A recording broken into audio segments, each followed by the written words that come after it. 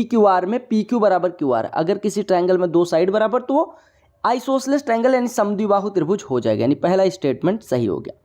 दूसरे स्टेटमेंट की बात करें, कहा गया ट्रायंगल पी क्यू आर के अंदर एक बिंदु, P Q are triangle draw करता हूं मैं, उसके अंदर कोई बिंदु ओ इस प्रकार से है, यानी ओ यहाँ पे है, ये पी है, ये क्यू है, ये आर है, इसके अंदर कोई बिंदु ओ इस प्रकार से है कि ओ पी आर जो कोण है, यानी ये वाला कोण, यानी ये ओ है, ओ पी आर जो कोण है वो ओ आर पी के बराबर है, ओ आर पी के बराबर, यानी ये दोनों कोण बराबर, ये दोनों अगर कोण बराबर हो गए तो इनके सामने की भुजाएं यानी ये बराबर हो जाए, ये बराबर हैं और ये भुजा आपको शुरू में ही दी गई थी कि ये दोनों भुजाएं बराबर हैं। अब देखो, अब तीसरे स्टेटमेंट पे आते हो, पहले दूसरा स्टेटमेंट देखो, कहा कि point O is centroid of P Q R, O centroid है पी क्यू आर का। सेंट्रॉइड क्या होता है? सेंट्रॉइड क्या होता है? केंद्रक क्या होता है? माध्यिकाओं का मिलान बिंदु, मीडियंस का पॉइंट ऑफ इंटरसेक्शन। क्या आपको कहीं दिया गया कि ये ऐसे मीडियन होके पास होती है, ऐसे मीडियन होके पास होती है, ऐसे नहीं, तो ये केंद्रक तो नहीं, यानी स्टेटमेंट सेकंड गलत। अब स्टेटमेंट सेकंड जहाँ जहाँ है वो काट दो, आपका बचा पहला, यानी कि फर्स्ट और थर्ड स्टेटमेंट सही है, ऐसे करना चाहिए। अदरवाइज आप देखो, आपने कहा पी ओ क्यू और R Q O triangle draw करो, पी ओ क्यू और R Q O triangle draw करो। देखो पहले बड़े वाले ट्रायंगल को देखो, इसकी दो भुजाएं बराबर हैं, पी क्यू क्यू आर, तो इनके सामने के कोण बराबर होंगे, यानी अगर ये थीटा तो ये वाला कोण भी थीटा होना चाहिए, ठीक है। ये वाला कोण कितना होना चाहिए? थीटा होना चाहिए। थीटा में से ये निकल गया और ये निकल गया, अगर ये दोनों एक्स एक्स हों तो हम कह सकते हैं ये थीटा माइनस एक्स हो जाएगा, सिमिलरली ये थीटा माइनस एक्स हो जाएगा, यानी हम कह सकते हैं यहाँ से सिंपल सी बात में कि ये कोण बराबर है और ये हिस्सा इस हिस्से के बराबर है, तो जो बचा हिस्सा यानी ये वाला हिस्सा इस हिस्से के बराबर हो जाएगा, ठीक है। कोण बराबर हो गए, क्लियर हो गया। अब देखो दोनों ट्रायंगल्स को देखो, कौन कौन से को, पी ओ क्यू को, पी ओ क्यू ये वाला ट्रायंगल है और आर ओ क्यू ये वाला ट्रायंगल है। इनमें देखो ये भुजा इस भुजा के बराबर, ये भुजा इस भुजा के बराबर, और ये कोण इन दोनों के, मतलब दो ट्रायंगल्स की दो भुजाएं बराबर हैं और उनके बीच का कोण बराबर है। अगर किन्हीं दो ट्रायंगल्स में दो साइड्स इक्वल है, उनके बीच का एंगल इक्वल है, तो वो कैसा होता है? सर्वांगसम, यानी कि कॉन्ग्रुएंट, यानी कि स्टेटमेंट थर्ड भी सही है, यानी आपका करेक्ट आंसर हो गया only statement first and third. देखिएगा प्रोबेबिलिटी का प्रश्न है, बहुत आसान सा प्रश्न है। कहा गया एक कांच के पात्र में 6 सफेद 8 काले 4 लाल और 3 नीली गेंदें हैं। कहा गया यदि पात्र में से एक कांचा यानी एक कोई मार्बल निकाला जाता है तो इसके काले या नीले मतलब या तो काला हो या तो नीला हो, की प्रोबेबिलिटी क्या हो? देखो टोटल केसेस कितने बन रहे हैं, टोटल केसेस कितने बन रहे हैं आपके पास, टोटल कितने पासे हैं?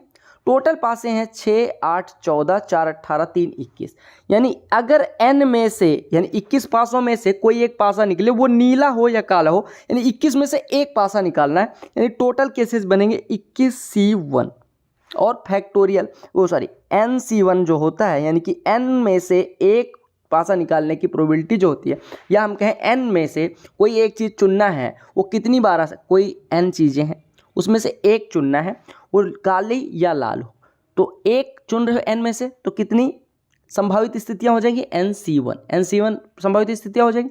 और NC1 की जो वैल्यू होती है, आपको पता है NCR की वैल्यू होती है factorial n upon factorial r into n minus R factorial. Probability करवाऊंगा, डिटेल में समझा दूंगा। तो यहाँ से अगर आप करोगे तो NC1 की वैल्यू हमेशा n होती है, क्यों? क्योंकि n फैक्टोरियल अपॉन 1 फैक्टोरियल की वैल्यू 1 हो गई और इंटू n माइनस 1 फैक्टोरियल, और n माइनस 1 फैक्टोरियल से n फैक्टोरियल कटेगा तो n, तो ऐसे 21C1 की वैल्यू हो जाएगी 21, यानी कि कितने केसेस, 21 पासे में से एक निकलने की संभावना है 21, ठीक है। यानी NC1 की वैल्यू हो गई, टोटल केसेस बने 21। अब उसमें से हमें क्या निकालना है? काला या नीला, काला कितना है? 8, नीला कितना है? काला कितना है? 8, नीला कितना है? 3, यानी कि 11 पासे निकालने हैं, ठीक है। 11 पासे निकाल दें और उसमें से 11 पासे में से किसी एक के नीला या 11 नीले या काले हैं, ठीक है, और 11 में से हमें निकाल देना है एक, तो 11 में से एक के नीले या काले होने की संभावना 11C1 की वैल्यू 11। और जो प्रोबेबिलिटी होती है, प्रायिकता होती है, वो होती है कि कौन सा हमें चूज करना था, यानी NE बटे में total number of cases, total संभावनाएं, यानी NE बटे NS जो होती है वो प्रोबेबिलिटी होती है, यानी कि 11/21 आपका आंसर हो जाएगा, 11/21 आपका आंसर हो जाएगा, करेक्ट ऑप्शन 11/21। अगला प्रश्न देखिएगा, कहा गया 2 सेंटीमीटर 3 सेंटीमीटर और 4 सेंटीमीटर व्यास के 3 नल हैं, उनके माध्यम से प्रवाहित जल का अनुपात उनके व्यास के वर्ग के अनुपात के बराबर है। सबसे बड़ा नल 81 मिनट में। देखो जो जल निकलता है वो उनके व्यास के वर्ग के समानुपाती है, यानी सबसे बड़ा वाला 4 व्यास तो उसका स्क्वायर 16, यानी कि 1 मिनट में मान लो 16 लीटर पानी निकलता है, तो 81 मिनट में अगर भरता है तो टोटल टंकी की धारिता हो जाएगी 16 गुणे 81 और बटे में। ऐसे 2 वाला कितना पानी निकालेगा 4, 2 का स्क्वायर, 3 वाला 9, 3 का स्क्वायर और 4 वाला 16। तो इतना भरना है हमें, 1 मिनट में इतना भरा जा रहा है, यानी 16 गुणे 81 बटे 4 9 13 16 29, यानी 16 गुणे 81 बटे 29, 16 91 16, 16 अट्ठे 128 और 129 बटे 29 करोगे 4 बार जाएगा, 29 चौको आप 116, 13 136, 29 चौको 116 बचेगा 20 बटे 29 मिनट लगेंगे। क्लियर हो गया। देखो tan a plus B √3, tan की कितनी डिग्री की वैल्यू √3 होती है 60, यानी a प्लस बी हो गया 60। ऐसे tan a माइनस बी 1/√3, यानी a माइनस बी हो जाएगा कितना, tan कितने डिग्री की वैल्यू 1/√3 होती है 30, यानी a माइनस बी 30 है, a प्लस बी 60 है, दोनों जोड़ेंगे तो 2a बराबर 90, यानी a बराबर 45, b बराबर 15। अत्यधिक आसान प्रश्न, कहा गया एक सर्कल एक क्वाड्रिलेटरल को चारों तरफ से टच करता है। A circle touches all the 4 sides of a quadrilateral, चारों साइड्स को टच करता है। अगर कोई सर्कल किसी क्वाड्रिलेटरल को चारों साइड से टच करता है तो आपको पता है कि उनके आमने सामने के भुजाओं का योग बराबर होता है, यानी A B plus D C बराबर ये प्लस ये। तो आप कह सकते हैं स्टार बैच अगर आपने देखा होगा तो आपको पता होगा क्यों। ए बी 18 दिया गया, कोई दिक्कत नहीं है, बी सी 21 है, कोई दिक्कत नहीं, ए डी 15 है, 21 15 36, तो 18 में कितना जोड़ें कि 36 हो जाए 18। एक संख्या दी गई, पूछी गई कौन सी संख्या से विभाजित है। विभाजित देखो, अगर किसी संख्या का यूनिट डिजिट इवन है तो वो 2 4 6 8 से कट सकती है, ठीक है। सबसे पहले देखो क्या ये 5 से कट रही, 5 से कटने के लिए यूनिट डिजिट 0 या 5 होना चाहिए, 5 से नहीं कटेगी। 12 से कटने के लिए 3 से भी कटना पड़ेगा, 4 से भी कटना पड़ेगा। 3 से डिविजिबिलिटी का रूल, सम ऑफ डिजिट्स 3 से कटने चाहिए, तो 9 कट रहा है, 6 कट रहा है, 7 2 9 कट रहा है, 5 क्या 3 से कटता है नहीं, तो 3 से नहीं कटेगा तो 12 से नहीं कटेगा। अब देखो 4 और 8 में किससे कट रहा है, 4 से कटने का नियम है लास्ट 2 डिजिट से जो बनने वाली संख्या है वो 4 से कटनी चाहिए, तो 4 चौको 16 बिल्कुल कट रहा है, यानी कि ये 4 से तो कट रहा है। अब 8 से चेक कर लो, पहले तो 8 से चेक करना चाहिए था, हालांकि 8 से कटने के लिए किसी संख्या के 8 से कटने के लिए लास्ट 3 डिजिट 8 से कटने चाहिए। 8 से अगर 116 में डिवाइड करेंगे, 8 एकम 8 3 36, क्या 36 8 से कटता है नहीं, यानी कि ये संख्या 8 से नहीं कटेगी, आपका करेक्ट आंसर हो जाएगा 4। देखिएगा प्रश्न को, कहा गया 2 जहाज एक प्रकाश स्तंभ के विपरीत इस प्रकार से हैं कि वह तीनों सररेख हैं, विपरीत यानी अपोजिट डायरेक्शन में, ठीक है। कहा गया प्रकाश स्तंभ के शीर्ष से 2 जहाजों का उन्नयन कोण जो बन रहा है, अवनमन कोण 30 डिग्री और 60 डिग्री, यानी ये वाला 30 डिग्री है, ये वाला 60 डिग्री है, यानी ये थीटा है तो ये 90 माइनस थीटा है, ठीक है। आप समझो, अगर 30 डिग्री है तो अगर ये h है तो या ऐसे मानो ये √3h है, तो ये कितना हो जाएगा 3h, इसका √3 गुना होगा। और अगर ये √3h है और ये अगर ये √3h है और ये वाला अगर ये √3h है और ये वाला 60 डिग्री है तो ये वाला कितना हो जाएगा h।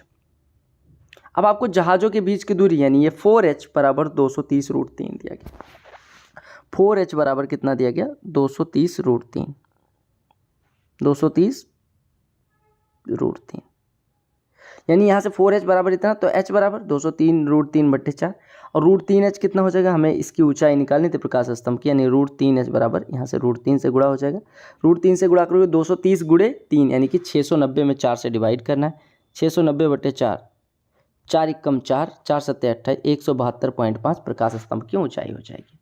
ये प्रश्न 1000 सालों से आपको पता है, x + 1/x अगर k हो तो x² + 1/x², k² - 2 यानी 16 - 2 14। दो संख्याएं हैं, तीसरी संख्या से 10% और 25% अधिक है। तीसरी संख्या अगर 100 है तो पहली संख्या इससे 10% ज़्यादा 110, दूसरी संख्या इससे 25% ज़्यादा 125। तो उन दोनों संख्याओं का अनुपात यानी 110 और 125 का अनुपात, 5 से काटोगे 22, 5 से काटोगे 25, तो अनुपात कितना हो जाएगा 22:25।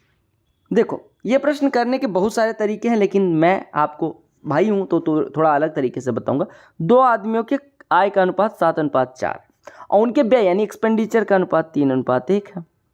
अब आपसे कहा गया उनमें से प्रत्येक जो बचाता है, बचत क्या होती है इनकम माइनस एक्सपेंडिचर, वो बराबर होना चाहिए। 7 - 3 4, 4 माइनस 1 3, दोनों का क्या बराबर हो रहा है? नहीं।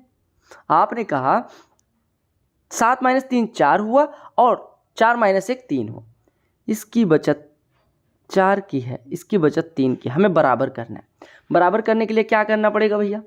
अगर हमें बराबर करना है तो क्या करना पड़ेगा? आपने कहा यह इनकी इनकम का रेशियो है, ये इनके एक्सपेंडिचर का रेशियो है, ठीक है। इसका अंतर ले लो, इनके इनकम का अंतर 7 माइनस 4 3, 3 माइनस 1 2। आपको क्या काम करना है? इनके इनकम का डिफरेंस लो, इनकम के रेशियो का और एक्सपेंडिचर का।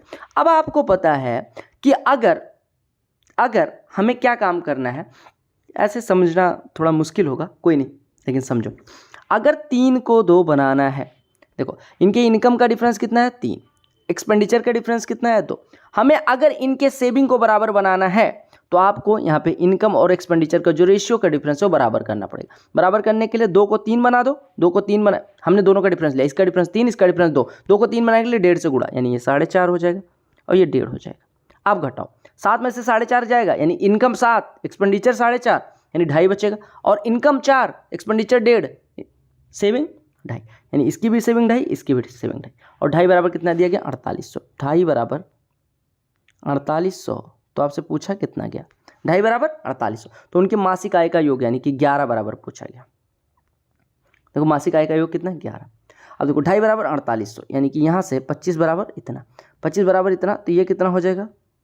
1 बराबर 48 गुणे 40, 1 बराबर 48 गुणे 40, यानी कि 192 के बाद 0, तो 11 बराबर कितना हो जाएगा? 192 के बाद 0 गुणे 11, 11 से गुणा करोगे 11 0 में 0, 11 दूना 22, हासिल आई 2, 11 9 99 2, 101 और 11 का नाम 11 10 21, यानी आपका कितना हो जाएगा? 21,120।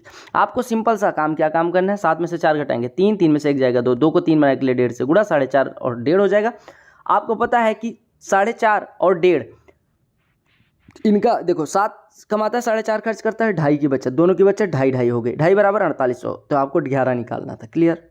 कहा गया गोले की त्रिज्या, आपको पता है गोले की त्रिज्या अगर r हो तो पृष्ठीय क्षेत्रफल होता है 4πr², और अगर रेडियस में 48% की कमी होती है तो r स्क्वायर की वजह से 48% की 2 कमी, अगर मल्टीप्लाई, देखो r स्क्वायर क्या है? r गुणे r, तो यानी 48% फिर 48% की कमी।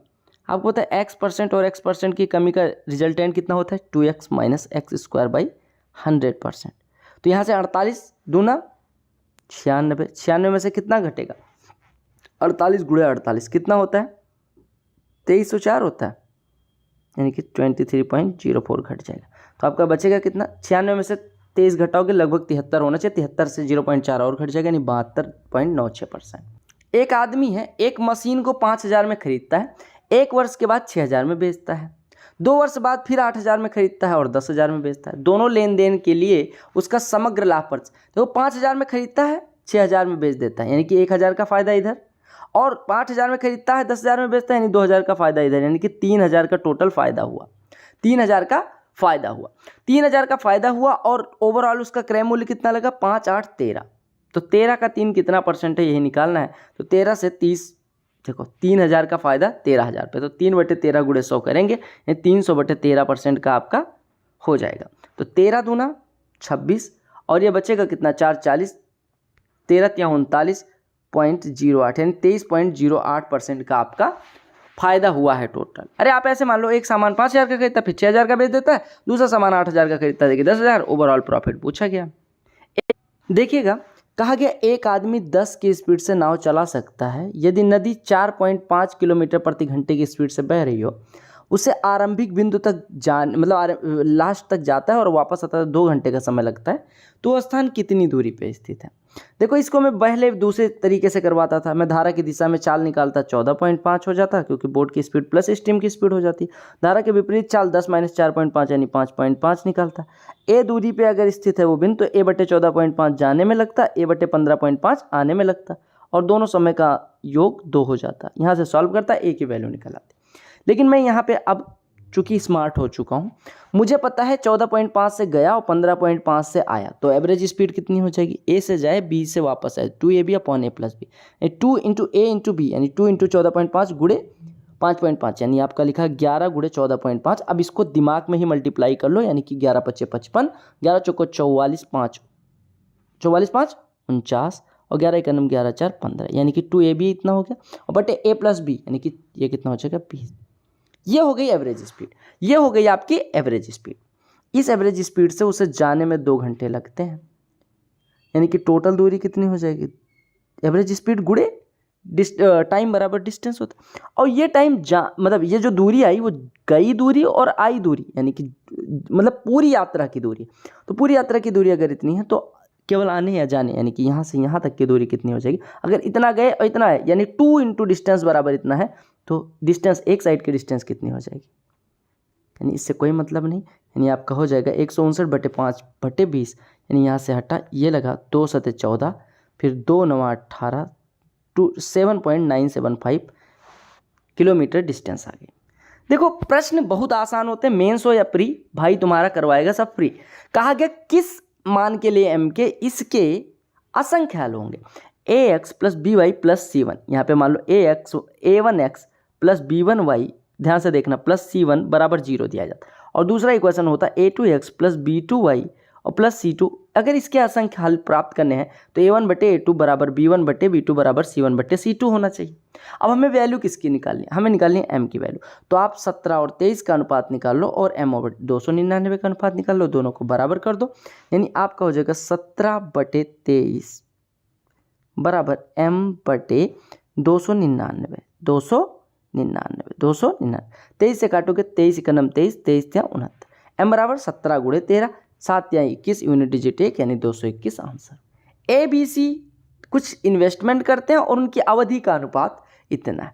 देखो हमने कहा ए ने ए इन्वेस्ट करा, बी ने बी इन्वेस्ट करा, सी ने सी इन्वेस्ट करा, यानी ये इन्वेस्टमेंट का रेशियो है, आप हमेशा समझिएगा। और ये टाइम का रेशियो है। आपको पता है investment into time into investment into time into investment into time, ये रेशियो होता है प्रॉफिट का।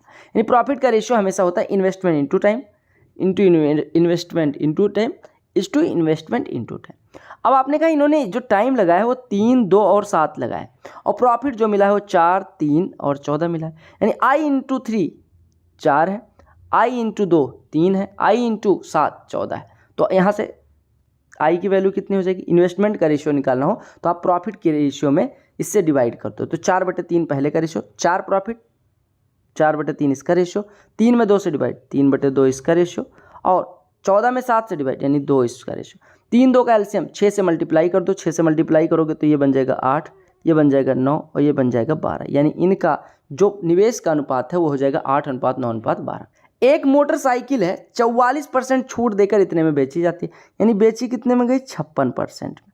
56% इतना है, यानी कि आप निकाल सकते हैं 7 8 56, 8% कितना हो जाएगा 1200, मतलब 12,500, यानी 1% कितना हो जाएगा। अब पहले 4% निकाल लो, 4% कितना हो जाएगा, अरे 4% कितना हो जाएगा 6250।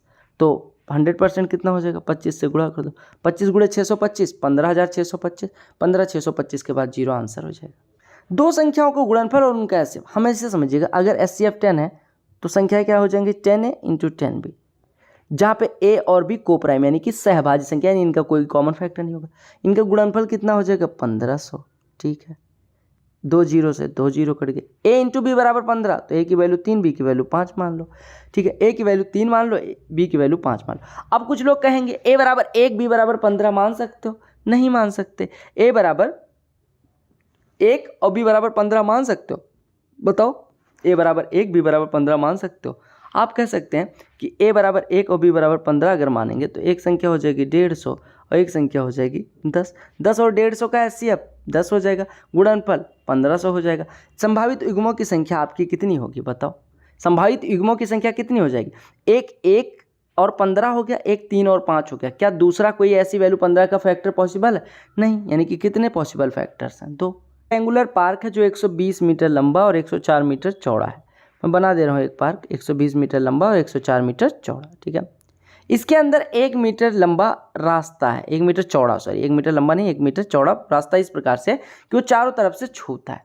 कहा गया यदि इस प्रकार के रास्ते के बाहरी किनारे, यानी ये वाला, पार्क की चार दीवारी के साथ चलते हैं, यानी ये बाहरी किनारे पार्क की चार दीवारी के साथ चलते हैं, देखो ये आंतरिक किनारा हो गया, और बाहरी किनारा ये पार्क की चारदीवारी के साथ चलते हैं, ठीक है। रास्ते के अंदर के किनारों को नगण्य मोटाई की एक सफ़ेद रेखा पोती जानी, यानी ये वाला सफ़ेद रेखा पोती जानी। यदि प्रत्येक मीटर पर सफ़ेद रेखा पोतने का खर्च 2.5 रुपये आता है तो रास्ते के अंदर, एक बात बताओ, अगर ये 1 मीटर चौड़ा है तो लंबाई इसकी 2 मीटर कम हो जाएगी, यानी कि इसकी लंबाई हो जाएगी 118, और चौड़ाई कितनी हो जाएगी भैया, 104 में से 1 कम हो जाएगी, यानी कि 2 कम हो जाएगी 104 में से, यानी कि कितनी हो जाएगी, 102 हो जाएगी। यानी कि लंबाई हो गई 118, चौड़ाई हो गई 102। अब आपको पहले परिमाप निकालना है, क्योंकि पुताई हमेशा पेरीमीटर पे करनी है। तो आपका परिमाप कितना हो जाएगा, परिमाप हो जाएगा 2 इंटू लंबाई धन चौड़ाई, यानी 2 इंटू 118 धन 102, यानी 2 इंटू 220, यानी 440 मीटर पोतना है। 440 मीटर पोतने का खर्चा 2.5 के हिसाब से कितना आ जाएगा, 440 इंटू 2.5, तो यहाँ से पॉइंट हटेगा, ये 0, 25 गुणे 44 कितना हो जाएगा, 25 गुणे 40 1000, 25 गुणे 400 यानी 1100। लो भैया, एक टोकरी में 350 अंडे। अब ये प्रश्न कितना कठिन, 350 का 1%, 3.5, 2% 7, तो 12% 42, यानी कि 42 इसमें से नहीं बेचे जा सकते, यानी बिकेंगे कितने, 308 अंडे। कहा गया कि 2 बैंकों के साधारण ब्याज का अंतर 8,000 रुपये इन्वेस्ट करे गए, 8,000 रुपये पे 3 साल का अंतर 800 है। 3 साल का अंतर, अगर 8,000 और 8,000 का कितना परसेंट है पूछूं, 800, तो 10% हो जाएगा। 3 साल में 10% अंतर, यानी 1 साल का अंतर 10/3, यही हमेशा ब्याज दर का अंतर होगा। यानी कि ब्याज दर का अंतर कितना हो जाएगा, 3 साल का अंतर 10/3%, 1 साल का 10/3, 3 साल का 10%, 1 साल का 10/3। कहा गया find average of cubes of first 5 natural numbers. प्रथम 5 नेचुरल नंबर्स के क्यूब्स का एवरेज निकालना। पहले सम क्या होता है, n इंटू n प्लस 1/2 का होल स्क्वायर होता है। ये क्या होता है, ये sum of first n natural numbers cube. अब अगर इनका सम इतना है तो एवरेज कितना हो जाएगा, नंबर ऑफ टर्म से डिवाइड कर दो, तो ये n स्क्वायर था, n प्लस 1 का स्क्वायर बटे 2 बटे n, तो इससे इसकी पावर कट जाएगी, यानी कि एवरेज हो जाएगा n into n plus 1/2, n into n plus 1 का स्क्वायर बटे 2 का स्क्वायर, यानी कि 4। समझ आया, हमने फॉर्मूले में क्या करा, ये फॉर्मूला होता है। अब इसमें हमें n से डिवाइड करना है, यानी आपका फॉर्मूला क्या बनेगा, n इंटू n प्लस 1 का होल स्क्वायर बटे में 4। यहाँ पे n बराबर है 5, तो 5 इंटू 36 बटे 4 आपका उत्तर हो जाएगा। 36 4 से कटेगा 9, 5 9 45 आपका उत्तर। निकालो 1681 का वर्गमूल कितना होता है, 41 8 49 का वर्गमूल 7। सॉल्व करना है, देखो 13 12 25, माइनस का 25 प्लस का 25 खत्म, 56 40 में से घटेगा माइनस का 16, माइनस का 16 30 में से घटेगा, यानी 30 माइनस 16, 30 प्लस 16 46। एरिथमेटिकल मीन क्या होता है भैया, समांतर माध्य क्या होता है, समांतर माध्य निकालने के लिए सम निकालो और डिवाइड कर दो किससे। समांतर माध्य क्या होता है, सबको पता है, समांतर माध्य होता है सम करो डिवाइड कर दो। तो निकालो, सम करो फटाफट और डिवाइड कर दो, चलो फटाफट करो।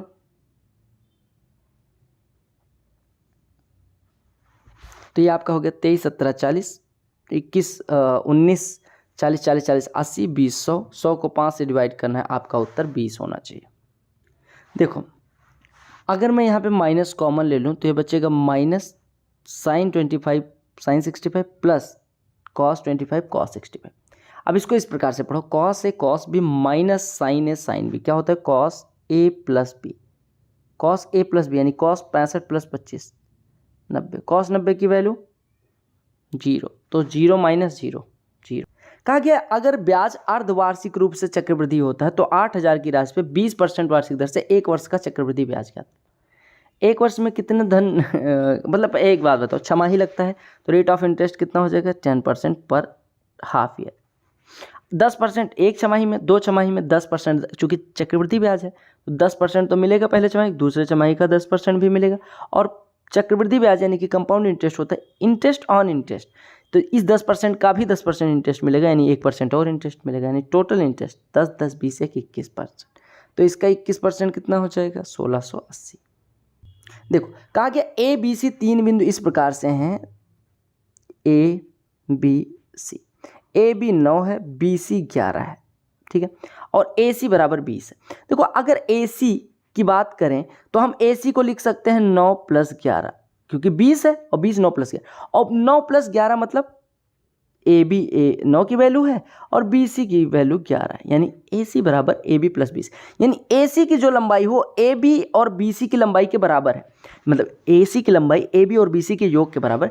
अगर AC पूरा can be written as AB + BC, it means ABC are collinear, और 3 कोलिनियर बिंदुओं से कितने सर्कल खींचे जा सकते हैं? आप कह सकते हैं कि एक बिंदु से असंख्य खींचे जा सकते हैं, 2 बिंदु से होके गुजरने वाले असंख्य वृत्त होते हैं, लेकिन 3 बिंदु अगर कोलिनियर हो जाएं तो उनसे कितने खींचे जा सकते हैं? एक भी नहीं खींचे जा सकते, यानी 3 कोलिनियर यानी कि 3 संरेखीय बिंदुओं से एक भी वृत्त नहीं खींचा जा। कहा गया लकड़ी के 21 सेंटीमीटर की भुजा वाले घन से काटे जा सकने वाले सबसे बड़े खोल। देखो आपको पता है किसी ए साइड का, मैंने ये 1000 बार बताया कि ए साइज का जो घन है यानी कि क्यूब है, उससे काटे जा सकने वाले सबसे बड़े स्फीयर की जो रेडियस होगी वो a/2 होगी। तो आयतन कितना होता है? 4/3 into pi into R cube, a/2 का होल क्यूब, a है 21, 21/2 का होल क्यूब यानी कि 9261/8। ठीक है, तो यहाँ पे पाई की वैल्यू रख दो 22/7, यानी कि ये 22/7 से मल्टीप्लाई करना है। तो आप पहले देखो 4 से 8 कटा और ये 11 हो गया, 3 सतह 21 से 9261 कटेगा, 441 बचेगा, यानी आपका आंसर हो जाएगा 11 × 441, 4851 आपका आंसर हो जाएगा, क्योंकि 11 चौको 4400 और 4400 में से 11 × 4 ये 440 और 11 और जुड़ेगा तो आपका 4851 हो जाएगा। जब मैंने स्टेटिस्टिक्स की वीडियो करवाई थी तो आपको मैंने एक चीज़ बताई थी कि भैया एक फार्मूला है जहाँ पे आपको क्लास इंटरवल दिया जाएगा, फ्रीक्वेंसी दिया जाएगा, मोड निकालने कहा जाएगा। तो एक बड़ा सा फार्मूला है, वहाँ पे मोड बराबर यानी बहुलक बराबर क्या होता है लिख लेना। यहाँ पे मोड बराबर होता है L, यहाँ पे L क्या होता है अभी बताऊँगा, plus F1 - F0 divided by 2F1 - F0 - F2 into I. ये फॉर्मूला लिख लो, पहले तो लिखो। मोड का फॉर्मूला क्या होता है? L + F1 - F0 upon 2F1 - F0 - F2 into I. L क्या होता है? सबसे पहले जानो, जो सबसे ज़्यादा बार आता है वो बोलते हैं हम बहुलक वर्ग। सबसे ज़्यादा बारंबारता, सबसे ज़्यादा फ्रीक्वेंसी कहाँ पे दिख रही है? 25 से 30 की सबसे ज़्यादा है 11। तो जो सबसे ज़्यादा बार आता है उसकी जो फ्रीक्वेंसी होती है, जो सबसे ज़्यादा बार आता है और उसकी जो फ्रीक्वेंसी होती है वो होती है F1, यानी F1 बराबर यहाँ पे कितना है? 11। F1 बराबर हो गया 11। आपको पता है कौन सा वर्ग है यानी कौन सा इंटरवल है जिसकी बारंबारता सबसे अधिक है? 25 से 30। तो 25 से 30 का जो लोअर लिमिट, 25 लोअर लिमिट हो गई, 30 हायर लिमिट हो गई, यानी L की वैल्यू हो जाएगी 25। L बराबर 25 हो गया।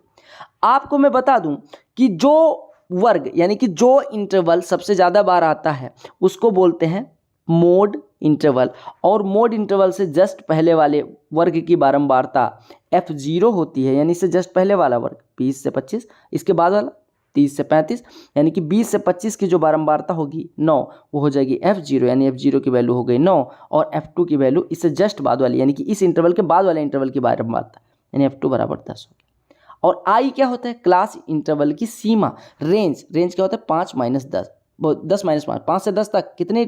5, 10 से 15 का डिफरेंस, 15 से 20, यानी कि इंटरवल है 5। तो यहाँ पे वैल्यू रख दो, तो L बराबर 25, यानी आपकी कैलकुलेशन करोगे तो 25 plus 2 into 25 plus F1 11 - F0 11 - 9 2 गुणे I कितना है? 5 बटे में यह कितना है? 2F1 यानी 2 इंटू 11 22 F0 - F2, F0 है कितना? 9 और 10 19, 22 में से 19 घटेगा, आपका ये 3 हो जाएगा, यानी 25 प्लस 10/3 यानी 25 प्लस 3.33, यानी आपका उत्तर 28.33 हो जाएगा। देखो कोई पात्र है जिसमें 40 लीटर दूध रखा गया था, अगर कहीं पे A लीटर दूध रखा गया और उसमें से X लीटर दूध निकाल लिया जाता है, तो एक बार अगर ये प्रक्रिया दोहराई जाती है तो 1 - x/a गुना दूध बचेगा। अगर शुरुआत में जितना दूध होगा उसका 1 - x/a गुना, 2 बार प्रक्रिया दोहराई जाएगी तो ओरिजिनल का 1 - x/a का होल स्क्वायर गुना बचेगा, 3 बार दोहराई जाएगी तो इतना बचेगा। हमने कहा 4 लीटर निकाला गया 40 लीटर में से, यानी 1/10 हिस्सा निकाला गया, यानी एक बार में 1 माइनस 1/10 हिस्सा बचेगा, यानी 9/10 हिस्सा एक बार में बचेगा। 2 बार दोहराई जाएगी, 9/10 का स्क्वायर बचेगा। और आपसे कहा कि एक बार 4 लीटर निकाला गया, उसके बाद 2 बार और हुआ, यानी कि 3 बार यह प्रक्रिया हुई, यानी दूध कितना बचेगा, 9/10 का होल क्यूब। 9 का क्यूब 729, उसमें 1000 से डिवाइड करेंगे 0.729, यानी कि जो दूध होगा वो 0.729 गुना बचेगा ओरिजिनल का। ओरिजिनल में कितना था 40, उसका 0.729 गुना, यानी कि ये 4 गुणे 7.2 लिखा है। 4 सत्ते 28, 29 चौको 116, यानी 28 में 1.16 जुड़ेगा, यानी 29.16 लीटर दूध बचेगा। बोलो क्लियर है। स्टेटिस्टिक्स नहीं समझ आया तो उसके लिए स्टेटिस्टिक्स वाली वीडियो देखें, बाकी तीनों शिफ्ट का सलूशन जल्दी अपलोड कर दूंगा। मिलते हैं अगली वीडियो में, तब तक के लिए bye bye, take care, love you all. Telegram channel से